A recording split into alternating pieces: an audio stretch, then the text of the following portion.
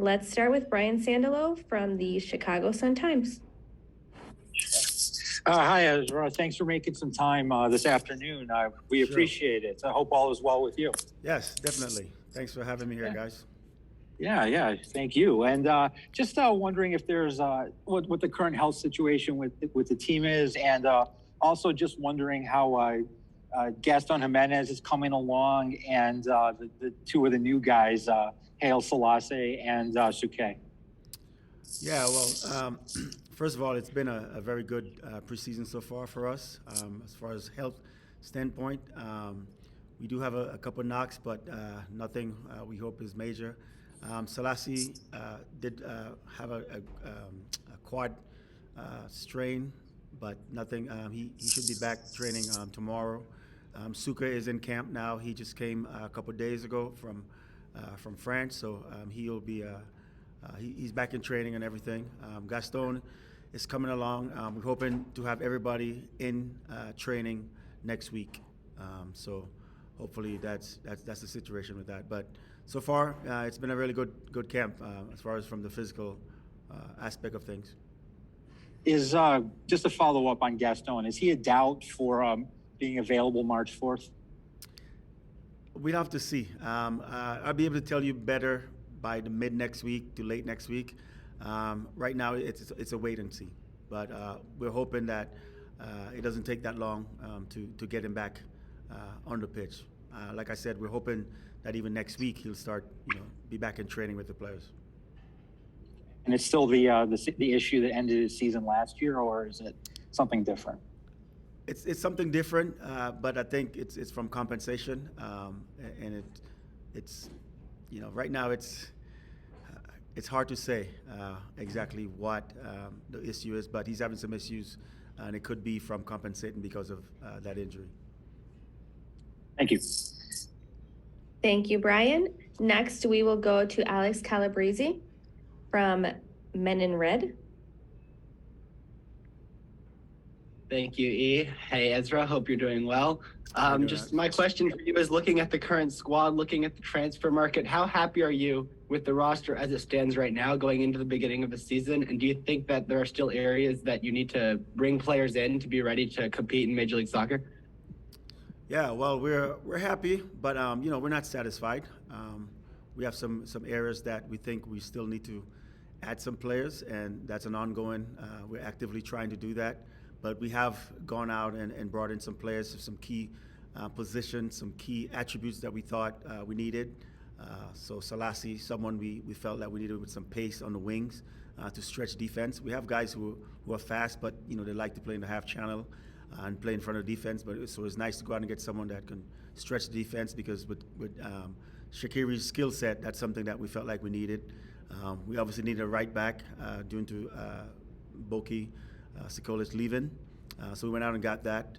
And we got Johnny Dean, who's a good, he's going to compete for the starting position, but we felt was a good young mid-20s player that we would add nicely to the team. But we know that we need to get some goals. One of the things that we were lacking last year was some goals, and with losing Duran, the depth at that position is not quite where we want it to be, where we need it to be, frankly. But we're actively trying to solve that situation. Thank you. Next, we will go to Larry Hawley from WGN. Hi, Ezra. Hope you're doing well today, and thanks for the time. I wanted to ask you about Chris Brady, maybe what you've seen out of him, maybe the end of last season when he had his chance to make his debut with the club, and then what you've seen out of camp so far as he fights for playing time and possibly starting spot. Yeah, so we were really careful towards the end of the season. Once it was obvious that Gaga was going to leave, that we didn't throw Chris into the fire, so to speak. So we gave him that last game, and we thought he did really, really well. So that was very promising for us. And he's been really very, very good in training in this preseason. He's been a very good delight. But we also got Jeff Garland, and we have Spencer Ritchie, who was here from last year. So it's a competition. But he has been performing really, really well so far this preseason. Thank you. And before we go to the next person, I just like to say as a reminder, you can use the raised hand icon if you have a question. And next we will go to Hernan Espinosa from La Fiera Deportiva. Good afternoon, Coach. I hope you're doing well. Thank you. My question is, you're doing an evaluation on all the 4 games that you have already in hand. What do you think about the squad, the team that you have? You say you were missing some goals. You need more attacking, but you have goals. And I want to see if you can give us an evaluation of the 4 games that you play already. Thank you. Yeah, well, what we're trying to build here as far as building a championship team, we know that we have to be solid. We have to be organized defensively, and I think last year we showed a lot of that. But we knew going into the preseason that even with 12 shutouts last year, we failed to make it to the playoffs, and that's a goal of ours, to get into the playoffs. So getting better in the attack is something that we knew we had to do. So a lot of the focus in this preseason has been on our final third effectiveness, efficiency. We're getting there, but we're not really. We were getting there, but we weren't putting our chances away at the rate that we needed to. With being so good and so organized defensively. So that's something that we've been focusing on this preseason, and it's showed in some games. But what we don't want to do, if you take the last game for instance, is we scored 3 goals, but then we gave up 3. And yes, you could say there was some players on there that were getting some minutes, some inexperienced players on the pitch. But at the end of the day, it doesn't matter for us who's on the pitch. As a Chicago Fire team, we want to be very, very solid defensively, and we want to make sure that we don't give up 3 goals in a game. And so that was very disappointing from that standpoint. So we're not going to forget what we need to do defensively as we try to get better offensively. But it's good to see that the goals are coming. But we were very, as a coaching staff, we were very disappointed that we gave up the 3 goals in the last game. So that's something that we need to make sure that we rectify going into tomorrow's game against Salt Lake. Thank you. Liz Jimenez, did I see that you had your hand up? Yes, I'm here. Hi, Coach. Hi, how Can you you doing? hear me? Yes. Well, my question is regarding this year. You have a new tournament, this Leagues Cup, and it's like another goal and another thing to go with the Chicago Fire. It's going to be against Puebla and Minnesota. Can you say something about this new tournament and how you feel, how you expect this is going to be? Well, yeah, certainly. It's good to be involved in a tournament like this because it's always good to see how you match up against other teams in a tournament style setting, and one team being from Mexico. That's also good to see where you stand against those teams. But our focus is the MLS and making sure that we get to the playoffs this year. So that's going to be our focus. We're not going to take the League Cup lightly because it's something, as I said, we want to see how we match up against these regional teams. But our focus going into this year is definitely coming out strong, like we did last year. But this year, the difference, getting some goals this year to win some of these games that we were tying at the beginning of the year last year. So yes, the League Cup is something that we have to play. We're part of it. We want to be a part of it. We think it'll be good for the team, for the club, to be involved in that tournament. But make no mistake about it, that our focus is MLS play, and that's going to be the focus for the entire year, and making sure that come October or November, whenever playoff starts, that we're one of the teams that's still playing. Thank you. Thank you. And now we will have the last question from Brian Sandalo. Sure. Yeah, Ezra, there's been, doesn't seem like there's been some reporting about what the playoff format could be, how many teams will make it. What have you been told about the playoff format for this season?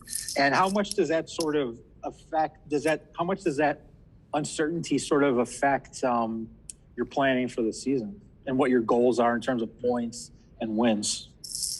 Yeah, so we really haven't been given a final detail about how that's going to go. The MLS guys were here last week doing the MLS Players Association, some meetings and some pro meetings and stuff. And I spoke with a couple of those guys, and it's still in the process. They're still trying to decide the exact format of the playoffs. So I'm not even sure exactly how that's going to play out. But any way that it plays out, we just want to make sure that we're in a position to be in the playoffs, and we're doing whatever it takes to be in that playoffs. I heard rumors, everything from it being in a play-in game with 10 teams and teams 7 through 10 having a play-in. So I'm not really sure the exact format, and according to the MLS as of last week, it wasn't finalized yet, but it's something that either way, we have to be ready to do whatever it takes, get enough points to make sure that we are playing still late October, early November. What would be your preference for a playoff format? What do you think would be the best move for the league? Well, I think how it was last year was fine.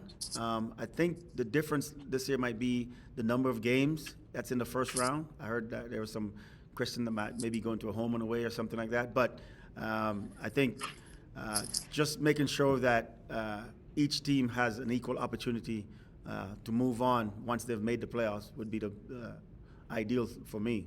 I think sometimes if it's just a one game, maybe that home team has the advantage, and it's really difficult. If, let's say, you come in at the 7th seed and you've finished the season on a 5-game winning streak and you're in a good rhythm, to have to go and play at the number 2 seed or whatever have you away from home, it could stop some of that momentum and cost you going on further. So to have that second game would be ideal, but with the League Cup and Open Cup and all these other games, that also could be detrimental to the physical aspect of players and cause injuries and stuff like that. So I'm just a coach. I need to just get my team ready for whatever situation the playoff, whichever format the league decides to go to, and then let the guys at the league office decide how that's going to play out. But for me, giving each team that makes the playoff an equal opportunity to move on to the next round would be ideal. Thank you so much, Coach. We really appreciate your time. Thanks a lot, and guys. everyone else, please just sit tight with us for a second, and we will be back with Chris Brady. Thank you. Well said. Good job. Thank you. You're on. Thank you.